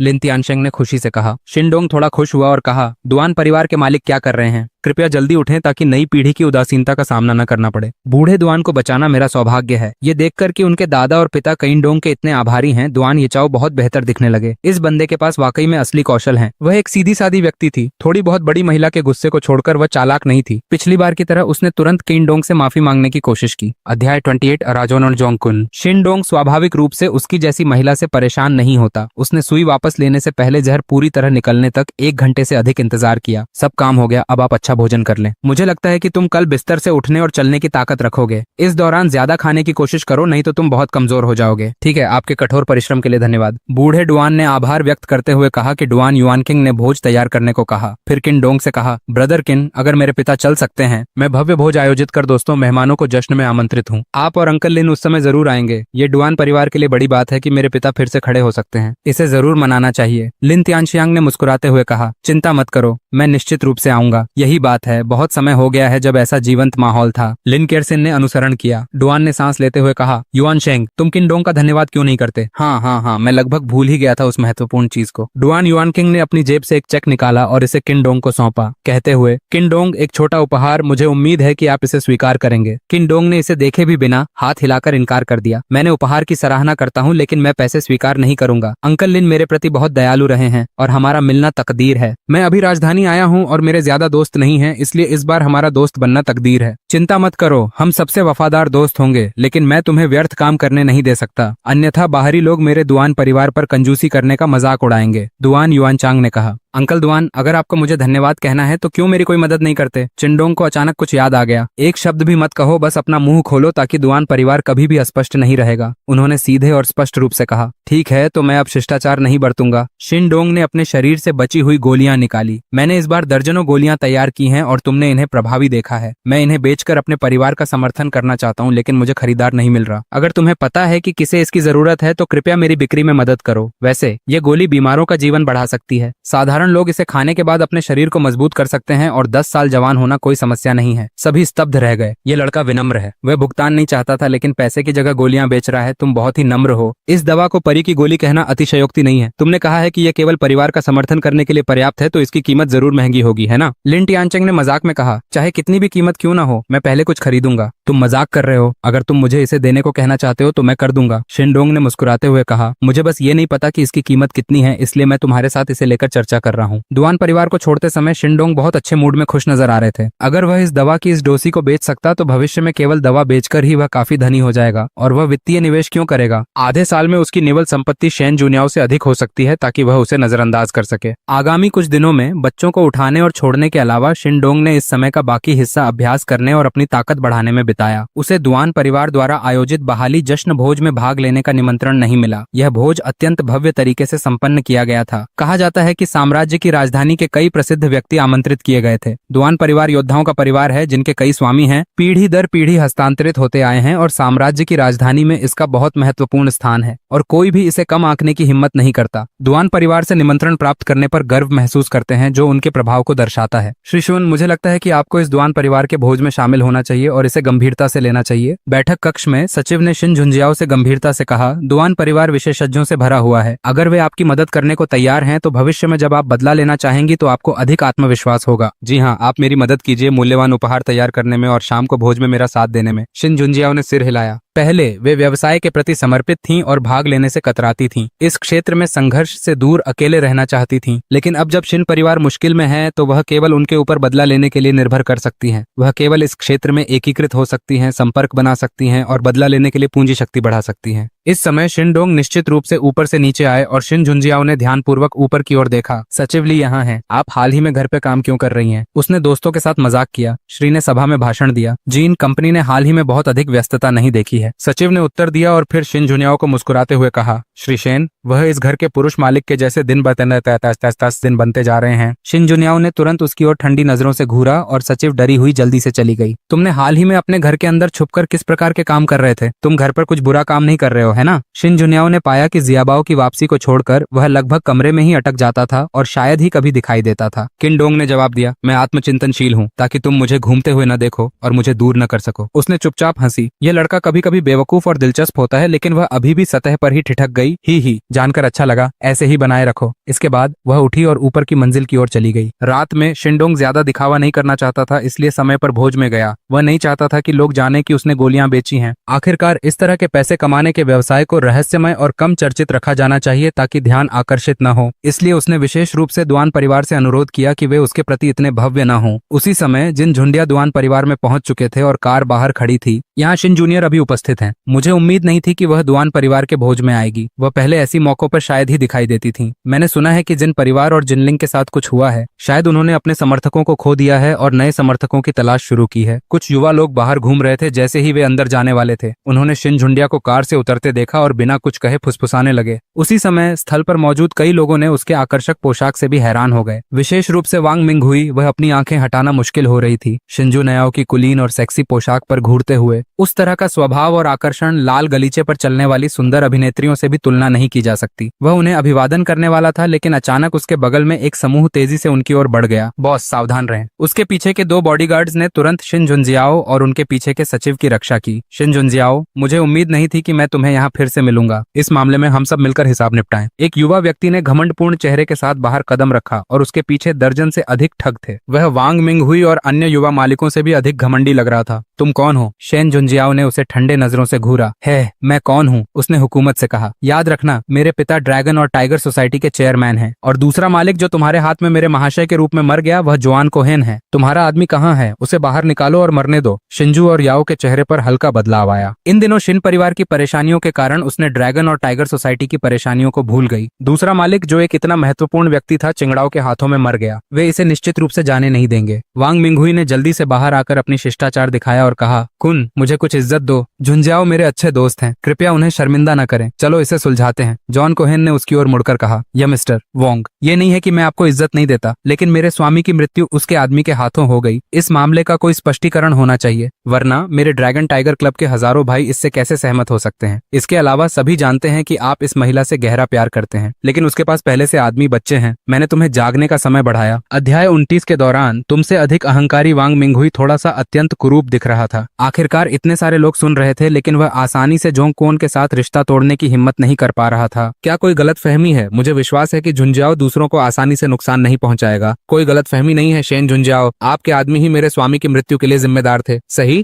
जोंग कोन ने पूछा। तो क्या हुआ अगर ये सच है, और अगर नहीं? शिन जुनियाओ ने ठंडा होकर कहा, हाँ, दूसरे कहते हैं कि शिन जुनियाओ सम्राट की नगरी की रानी एक बड़े आदमी के समर्थन के साथ है, तो तुम्हारे पास हो सकता है सीरियल कैपिटल। मैं तुम्हें सप्ताह के दिनों में इतना ग्लैमरस देखते हूँ, इसलिए मैं तुम्हें नाराज करने की हिम्मत नहीं करता। जॉन कोहेन ने तंज भरा, लेकिन मैं तुम्हें उन बेकार लोगों की वजह से नहीं डरता। मुझे परवाह नहीं है कि तुम्हारे पीछे कौन है। अगर तुम ड्रैगन और टाइगर क्लब से उलझते हो तो यह निश्चित रूप से अच्छा नहीं होगा। अब मैं तुम्हें एक कमीने को मेरे सामने घुटने टेकने दूंगा और मेरे मालिक से स्वीकारोक्ति करने दूंगा, वरना मुझे तुम्हें वापस लेने के लिए दोष मत देना। मैं भी तुम्हारी जैसी इस बेजोड़ खूबसूरती का आनंद लेना चाहता हूँ। हे, सचिव ने गुस्से में कहा। जॉन कोहेन, तुम्हें श्री को रूखा नहीं होना चाहिए। शिन, तुम खुद को कौन समझती हो इस महत्वपूर्ण स्थिति में? अब तुम्हारी बारी है अपनी राय बोलने की। जॉन कोहेन ने उसकी ओर इशारा कर कहा, अगर तुम एक और शब्द कहोगी होगी तो भाइयों से कहूंगा वे तुम्हें गाड़ी में खींच लें। उसकी कठोर नजरों का सामना करते हुए सचिव कांपने लगी। उसके आसपास के लोगों ने बिना मदद किए चुपचाप बात करना शुरू कर दिया। जॉन कलन, यह पागल शिन जुनियाओ अंततः एक प्रमुख व्यक्ति है, लेकिन वह वास्तव में उसे घुटने टेकने और पश्चाताप करने के लिए मजबूर करना चाहता है। हाँ, वह ड्रैगन एंड टाइगर सोसाइटी की शक्ति पर निर्भर है और उसके पास बचपन से ही मार्शल आर्ट्स का अभ्यास करने से मजबूत कौशल है। उसने लोगों को अपनी आंखों में कब रखा? चेहरा देखें मिस्टर। वांग ने अभी ही वह वस्तु प्रदान की थी और उसने उसके बाद बिल्कुल भी कोई सहायता नहीं दी। हाँ, वास्तव में कोई तरीका नहीं है। कौन मुझे प्रेसिडेंट जोंग का इकलौता बेटा बनाता है? ड्रैगन एंड टाइगर सोसाइटी के अंतर्गत हजारों बेताब लोग हैं। शिन जुनियाओ केवल तभी खुद को बदकिस्मत समझ सकती है अगर वह उससे नाराज हो जाती है। वांग मिंग हुई इस समय कहे बिना नहीं रह सके। जुनियाओ, यह देखो मामला खत्म हो गया है, कृपया चिंगदोंग को जल्दी सौंप दो, अन्यथा कुछ तुम्हारा निशाना बनाएगा। शिनजुनिया ने उदासीनता से उसकी तरफ देखा। यह मेरा निजी मामला है, मैं नहीं चाहती कि तुम इसकी चिंता करो। क्या तुम उसके लिए ड्रैगन एंड टाइगर सोसाइटी के खिलाफ जाने वाली हो? लाभ हमेशा हानि से अधिक होता है। वांग मिंग हुई थोड़ा नाराज महसूस किए बिना नहीं रह सके। वह हमेशा एक तार्किक और बुद्धिमान महिला रही हैं। वह चिंगडोंग के लिए ड्रैगन एंड टाइगर सोसाइटी को अपमानित करने के लिए कैसे तैयार हो सकती थीं? ठीक कहें तो उन्हें असंतुलित महसूस हो रहा था। आखिरकार उसने अपना सारा प्रयास शिनजुनियो पर खर्च किया, लेकिन उसे अपना दृष्टिकोण बदलाने में विफल रहा। यंग मास्टर वांग, कृपया ध्यान से सुने और मेरी बातों पर अधिक भावुक न बने। मुझे आपकी दया बिल्कुल भी पसंद नहीं। जेंग कुआन ने ठंडे स्वर में हंसी। शिनजुनियो, क्या तुम झुकने वाली हो या नहीं? शिनजुनियो ने उसकी तरफ ठंडे से नजरें घुमाई। वह व्यवसाय में अच्छी थीं, लेकिन आत्म प्रधान और अनुचित जीन कोहेन के सामने वह अभी भी हाशिए पर थीं और उन्हें इससे निपटने का तरीका नहीं पता था। तुम्हें क्या लगता है तुम कौन हो? मेरी महिला को झुकाने की हिम्मत करते हो? इसी समय एक उदासीन आवाज आई और हर कोई जिज्ञासा से देखने लगा। मैंने किंगडोंग को धीरे धीरे बाहर निकलते देखा। जब वह गाड़ी से उतरे और इतने सारे लोगों को मस्ती देखते हुए देखा तो उन्हें लगा कि कोई रोमांचक शो चल रहा है। जब वह धीरे धीरे उनके पास आए, उन्होंने स्पष्ट रूप से देखा कि जियोंग कुंग, कठोर व्यक्ति, शिनजुनियो को जोर से झुकने के लिए मजबूर कर रहे हैं। इस घटना को देखते ही वह तुरंत गुस्सा हो गया। सचिव ने आश्चर्य में कहा। शिनजुनियो और भी अधिक आश्चर्यचकित हो गई। वह यहाँ आज क्यों आया? जांगक्वान ने छिंदोंग को घूरते हुए पूछा। क्या आप शिंजू और याओ के आदमी हैं जो मेरे मालिक को मार डाले? हाँ, मैं उसका आदमी हूँ। आपका मालिक कौन है? शिंदोंग शांत चेहरे के साथ आगे बढ़े और सीधे जोंगकुन की ओर देखा, प्रतिस्पर्धा में पीछे नहीं रहने की इच्छा रखते हुए। सचिव देखते हुए दंग रह गए। ये लड़का इतना क्यों बदल गया? नानचांग में वो ऐसा नहीं था। वहाँ मौजूद सभी लोग हंगामे में थे। इस आदमी का पृष्ठभूमि क्या है? मैंने कभी सुना नहीं है कि शिनजुनियाओ का कोई आदमी था। जोंगकुन काफी घमंडी व्यक्ति था। अप्रत्याशित रूप से शिंदोंग अचानक आ गया और भी अधिक घमंडी हो गया। उसने सीधे और स्पष्ट रूप से कहा कि वह प्रसिद्ध दूसरा मालिक वास्तव में एक बेकार आदमी है। तुम फिर से मेरे मालिक के प्रति अपमान करने की हिम्मत करते हो। जॉन कोहेन गुस्से में कह रहे थे।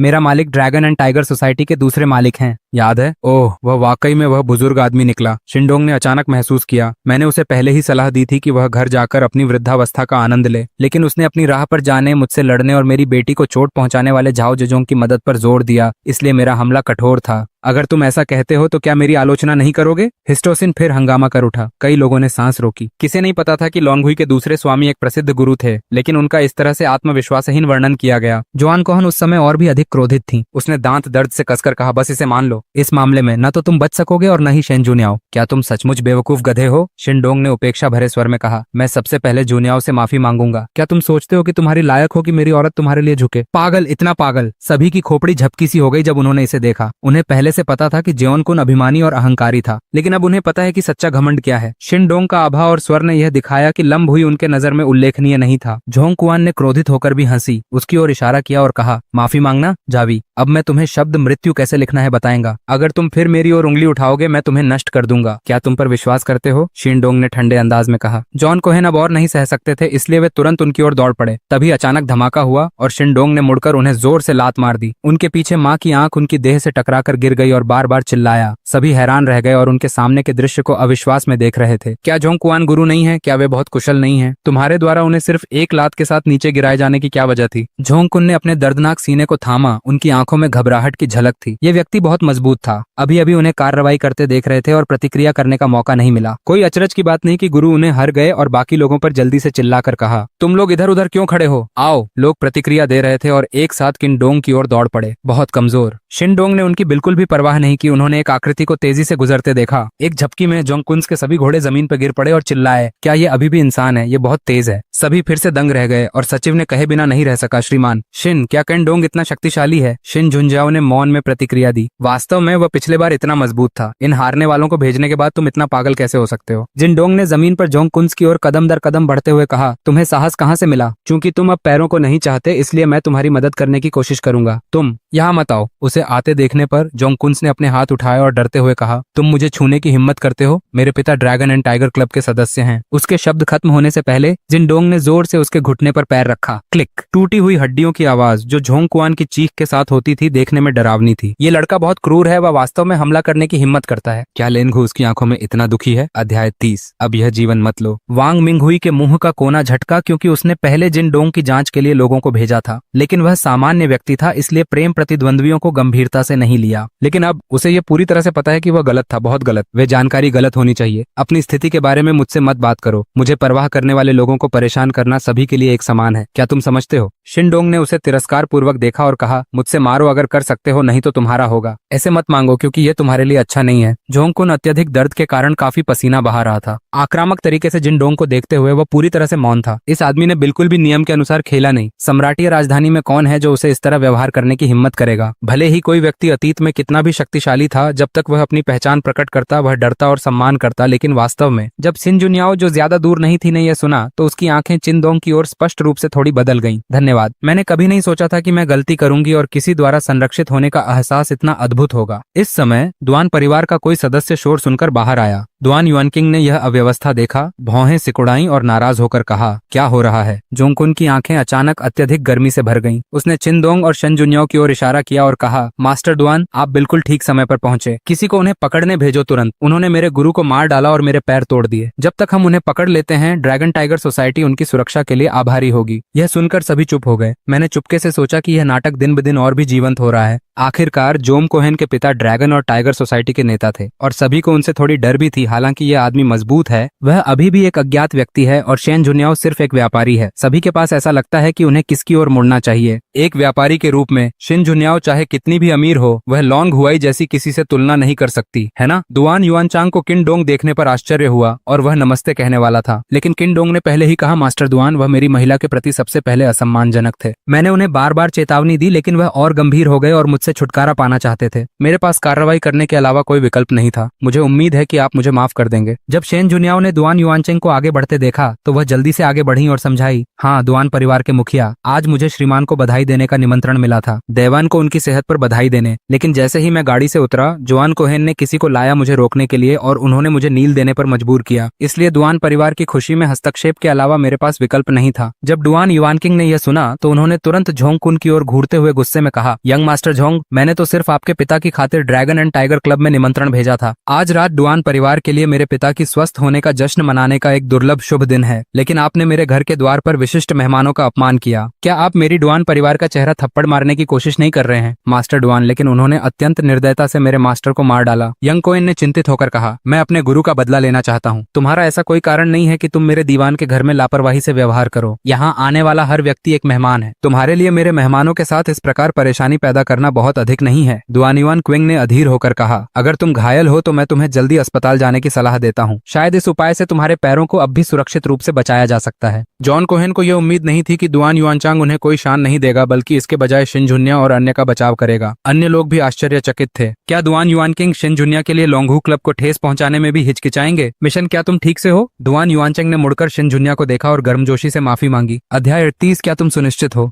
दुआन युआनकिंग ने फिर से शिनजुनजाओ की ओर मुड़कर गर्मजोशी से माफी मांगी। मैं वास्तव में माफी चाहता हूँ। दुआन परिवार के लिए आपका यहाँ होना सम्मान की बात है, लेकिन मुझे ऐसी घटना की उम्मीद नहीं थी। ये हमारा दुआन परिवार था जिसने हमारा ठीक से ख्याल नहीं रखा। मुझे उम्मीद है कि आप मुझे माफ कर देंगे। शिनजुनजाओ थोड़ी खुश हुई। उसे उम्मीद नहीं थी कि दुआन युआनकिंग इतना उदार मन वाला होगा। मास्टर दुआन बहुत विनम्र हैं। मैं दुआन परिवार को दोष नहीं दे सकता। मैंने सभी की रुचि बर्बाद कर दी। आपका स्वागत है। भोज अभी शुरू नहीं हुआ है। कृपया सभी मेहमानों से निवेदन है कि वे आराम से बैठकर अंदर आएं। उसने सभी की ओर देखते हुए धैर्यपूर्वक कहा, सुने सभी, अगर आप आज रात दुआन परिवार का जश्न मनाने आए हैं तो आपका बहुत स्वागत है, लेकिन यदि कोई परेशानी पैदा करने की हिम्मत करता है तो मुझे अपना चेहरा पीछे करने का दोष न दें। इसके बाद कंडोंग के निर्देशों पर विचार करते हुए उसने शेन झुंझाओ को व्यक्तिगत रूप से अपने घर में आमंत्रित किया और आंखों से ही अभिवादन किया। शिनडोंग ने उसका अनुसरण किया और कहा, अगर मुझे पता होता कि आप यहाँ हैं तो मैं भी यहाँ साथ आ जाता। शिन जुनियाओ ने अपनी स्थिति संभाली और उसकी ओर मुड़ा और कहा, मैंने अभी तक तुमसे नहीं बताया तुम यहाँ क्यों आए हो। मेरे एक प्यारे दोस्त ने मुझे इस खास स्थान पर यहाँ बुलाया। शिनडोंग ने सच्चाई से कहा। दोस्त? सचिव ने पूछे बिना नहीं रह पाया, क्या तुम वास्तव में सुनिश्चित हो? शिनडोंग, क्या तुम्हें पता है यह किस प्रकार की पार्टी है?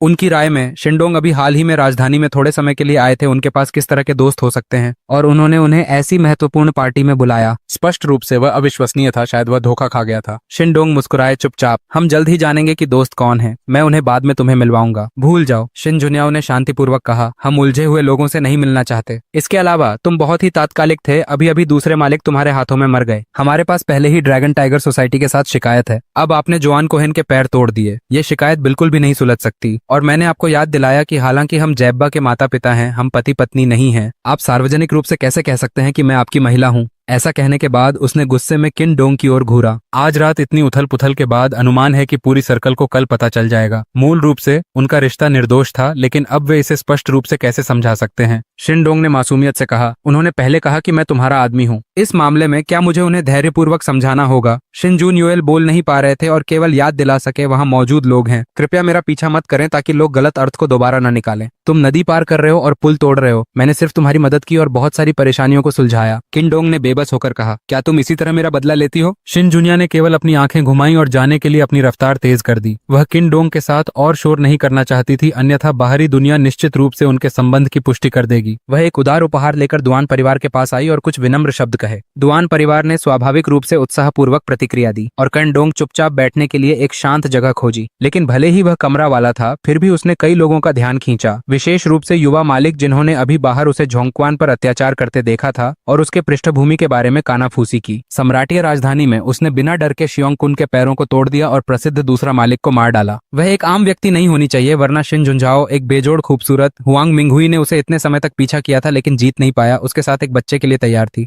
धन्यवाद। कुछ समय बाद मेहमान धीरे धीरे आने लगे और भव्य भोजन और शराब परोसी गई। औपचारिक रूप से शुरू हुआ शिनडोंग पूरी तरह से शिष्ट नहीं था। आखिरकार वह भूखा था, इसलिए उसने चॉपस्टिक उठाई और उन्हें एक एक करके चखा। दूसरी तरफ शिन जुनझाओ किसी कारण से हमेशा समय समय पर उसे देखने से खुद को नहीं रोक पाती थी और उसे यह भी एहसास नहीं था कि किनडोंग पहले ही उसके दिल में एक खास स्थान रखता है। अध्याय 32 में यह घटना कैसे संभव है? इस समय दुआन परिवार से घिरे होकर दुआन लाओ धीरे धीरे सभी के सामने प्रकट हुए। उनकी मानसिक स्थिति देखकर सभी बहुत आश्चर्यचकित हो गए। भोज का उद्देश्य दुआन लाओ की स्थिति में सुधार का जश्न मनाना था, लेकिन उन्हें यह उम्मीद नहीं थी कि वह सामान्य व्यक्ति की तरह चल सकते हैं और इतनी हद तक ठीक होने के बाद ऊर्जावान दिखेंगे। क्या उसमें ऐसा नहीं कहा था साहब, देवान कुछ समय पहले मरने वाले थे, वह कैसे ठीक दिख रहे हैं? हाँ, कहा जाता है कि कई प्रसिद्ध डॉक्टरों को आमंत्रित किया गया था, लेकिन यह बेकार था।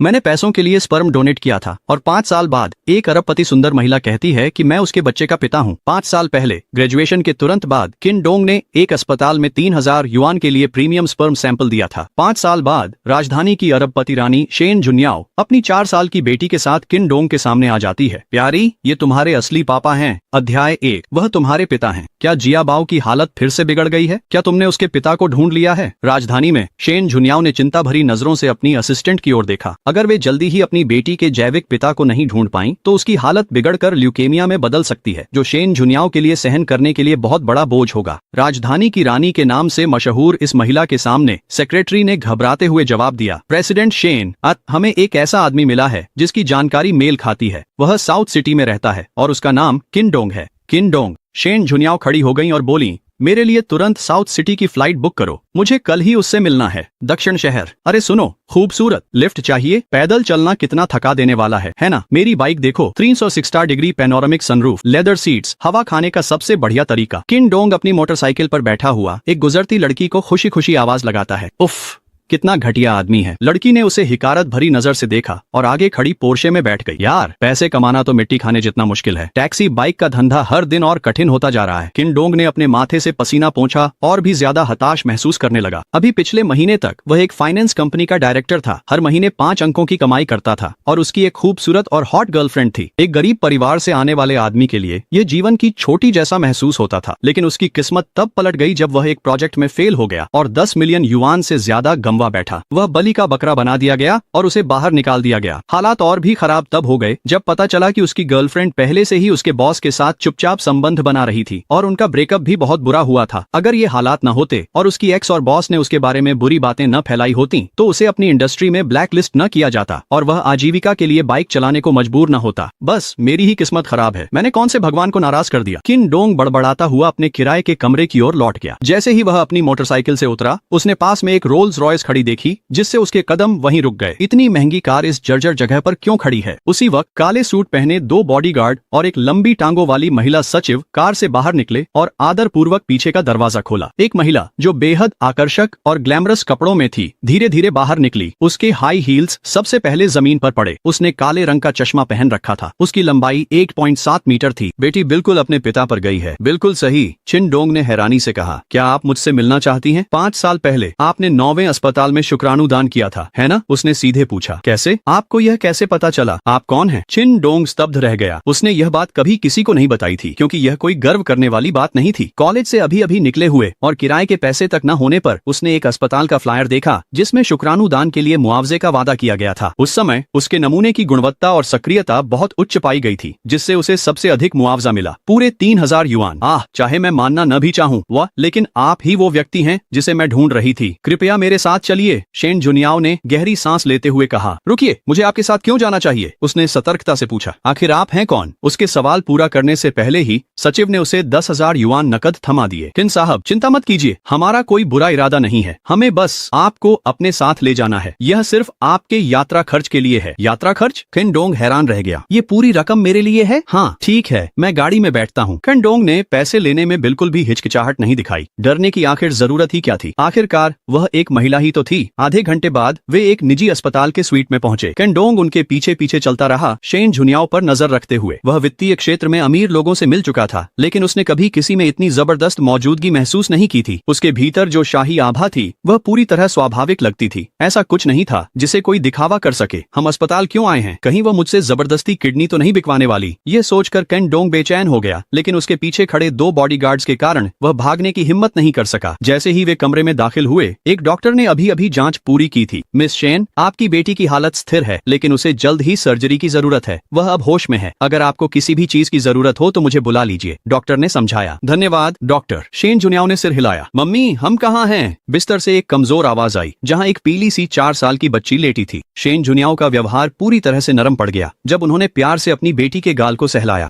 जियाबाओ, तुम हमेशा अपने पापा से मिलना चाहती थी, है ना? मम्मी उन्हें यहाँ ले आई है। इस बार हम तुम्हारी बीमारी ठीक कर देंगे और उसके बाद न सुई लगेगी न दवा लेनी पड़ेगी। सच में? पापा कहाँ हैं? लड़की की आंखें उत्साह से चमक उठीं जब उसने चारों ओर देखा और आखिरकार उसकी नजर चिन डोंग पर टिक गई। जब उनकी नजरें मिली तो चिन डोंग एकदम ठिठक गया। उसे एक अजीब सी जानी पहचानी भावना महसूस हुई। मम्मी, क्या ये मेरे पापा हैं? लड़की ने उत्साहित होकर पूछा। हाँ, ये तुम्हारे पापा हैं। मैं समझता हूँ कि आप अपनी बेटी को लेकर चिंतित हैं, लेकिन आप यूं ही बातें नहीं बना सकते। उसने सुना था कुछ लोग खोए बेटों का दावा करते हैं, लेकिन पहली बार उसने किसी को अजनबी पिता का दावा करते देखा। शेन जुनियाओ ने उसे घूरा। उसकी आवाज ठंडी थी। लेकिन आप ही उसके जैविक पिता हैं। ध्यान से देखिए, क्या आपको और जियाबाओ में समानता नहीं दिखती? चिन डोंग झिझके और फिर से उस छोटी लड़की को देखा। वाकई उसकी शक्ल सूरत उससे काफी मिलती जुलती थी, जिससे वह अजीब सी अपनापन की भावना भी समझ में आ गई। बहुत से लोग एक जैसे दिखते हैं, इससे कुछ साबित नहीं होता। और फिर ये पहली बार है जब हम मिल रहे हैं। आंजा, मैं उसकी पिता कैसे हो सकता हूँ? यह सुनकर शेन जुनियाओ का चेहरा और भी गहरा हो गया। उसकी आवाज बर्फ जैसी ठंडी हो गई। सच में आप इसके लायक नहीं हैं। इसका क्या मतलब है? चिन डोंग ने झुंझलाकर कहा। खुद को अपमानित महसूस कर रहा था, लेकिन फिर जब उसने सोचा कि उसने उसे सिर्फ यात्रा के लिए 10,000 युआन दे दिए थे, वह जरूर बेहद अमीर होगी और शायद वह सच में उसके लायक नहीं था। अब आप जा सकते हैं, उसने ठंडे स्वर में कहा। सचिव ने तुरंत चिन डोंग को बगल के एक खाली कमरे में पहुंचा दिया। अपनी बेटी को सांत्वना देने के बाद शेन जुनियाओ वापस आई। उसके हाथ में कुछ बालों की लटें थीं। 5 साल पहले मैंने अस्पताल में IVF करवाया था और जियाबाओ को जन्म दिया। उस समय तुम्हारा सैंपल सबसे अच्छा था जो उनके पास था। लेकिन 1 साल पहले जियाबाओ को एक गंभीर बीमारी का पता चला और अब उसे सर्जरी की जरूरत है। अगर यह बीमारी ल्यूकेमिया में बदल गई तो वह ज्यादा दिन जीवित नहीं रह पाएगी। उसने सब कुछ शांत और संक्षिप्त तरीके से समझाया। उसकी नजरें कभी भी छिनडोंग से नहीं हटी। छिनडोंग एक बार फिर स्तब्ध रह गया, क्योंकि उसने सच में पैसों के लिए शुक्राणु दान किया था। रुको, क्या तुम उसकी बीमारी के लिए मुझे दोष दे रही हो? यह असंभव है। मैं पूरी तरह से स्वस्थ हूँ। क्यों ना यह मानो कि समस्या तुम्हारी भी हो सकती है। क्या यह वाकई तुम्हारी चिंता है? शेन जुनियाओ ने भौहें उठाई। ठीक है, मैं कैसे मान लूं कि तुम सच बोल रहे हो? ये जियाबाओ के बालों का सैंपल है। हम अभी पितृत्व परीक्षण कर सकते हैं, उसने जवाब दिया। छिनडोंग एक पल के लिए झिझका, लेकिन आखिरकार सिर हिला दिया। आधे घंटे बाद त्वरित परिणाम आ गए। छिनडोंग ने रिपोर्ट देखी। उसका पूरा शरीर कांप रहा था। डीएनए परीक्षण 99% आनुवंशिक मेल की पुष्टि करता है, जिससे माता पिता और बच्चे के संबंध की पुष्टि होती है। उसका दिमाग ऐसा महसूस कर रहा था जैसे उस पर बिजली गिर गई हो। जैविक बेटी होने का अचानक खुलासा उसके लिए बहुत भारी था। कुछ कहना है? छिनडोंग चौंक कर होश में आया और गर्वित शेन जुनियाओ की ओर देखा। उसने मुंह खोला, लेकिन बस कुछ ही शब्द कह पाया। तुम चाहती हो कि मैं क्या करूं? अध्याय 2। पत्नी जियाबाओ को एप्लास्टिक एनीमिया है। सर्जरी के लिए उसे माता पिता के खून की जरूरत है। मेरा खून मेल नहीं खाता, लेकिन तुम्हारा खून उच्च मेल है, शेन जुनियाओ ने समझा। अपनी बेटी का स्वास्थ्य वापस पाने के लिए चुकाना एक छोटी सी कीमत थी। क्या? किनडोंग हैरान रह गया। उसने तो बस उसकी घमंडी सोच को तोड़ने के लिए ऐसा कहा था, लेकिन उसे उम्मीद नहीं थी कि वह इतनी आसानी से मान जाएगी। तुम सच में मुझे 100 मिलियन दोगी? अपना खाता मेरे सहायक को दे दो। 50 मिलियन तुरंत तुम्हारे खाते में ट्रांसफर कर दिए जाएंगे, उसने अधीरता से कहा। लेकिन सर्जरी जल्द ही करानी होगी। डॉक्टर ने कहा है कि शियाओबाओ की हालत अब और इंतजार नहीं कर सकती, वरना ऑपरेशन का सबसे अच्छा समय निकल जाएगा। जल्द का मतलब कितना जल्दी? आज रात। किनडोंग का मन डगमगाने लगा। वह तो बस एक आम आदमी था, जिसके पास न कोई रसूख था और न ही कोई जान पहचान। उसे पता था कि इस दुनिया में ऊपर उठना कितना मुश्किल है। 100 मिलियन के प्रलोभन के सामने आखिर कौन अपने आप को रोक सकता है?